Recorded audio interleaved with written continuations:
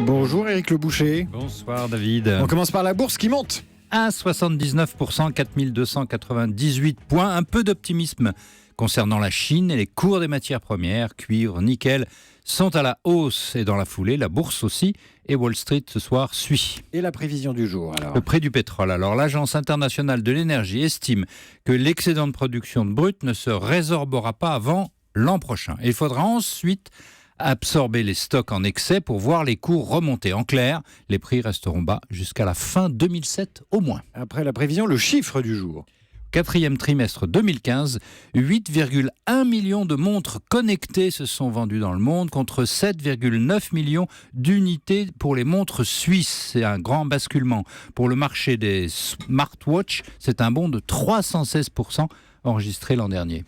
Le fait du jour, la forte baisse de la livre après l'accord obtenu à Bruxelles par le Premier ministre David Cameron. Oui, elle perd 2,4% par rapport au dollar, le niveau plus faible depuis 2009, et 1,4% par rapport à l'euro. Alors, ce qui a provoqué cette nette chute, c'est l'annonce, on vient d'en parler, par le maire de Londres, Boris Johnson, de prendre le parti du Brexit, la sortie de la Grande-Bretagne de l'Union européenne, lors du référendum du 23 juin prochain. Au lendemain de l'accord obtenu par le Premier ministre David Cameron à Bruxelles, cette annonce, couplée avec celle de 6 ministres qui voteront aussi le Brexit, renforce l'hypothèse d'une sortie. Et en outre, l'agence Moody's a prévenu qu'une sortie, justement, pourrait avoir des conséquences sur la note des actifs britanniques. Bref, les marchés prennent leur distance, la livre baisse. Et jusqu'où peut-elle baisser?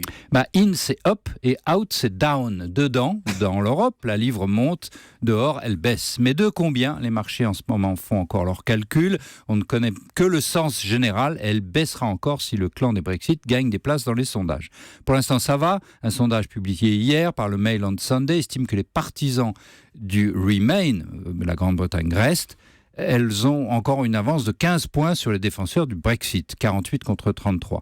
Mais la décision de Boris Johnson est une mauvaise surprise pour David Cameron et pour les milieux économiques. Merci Éric Le Boucher, à demain pour un nouveau Journal de l'Écho.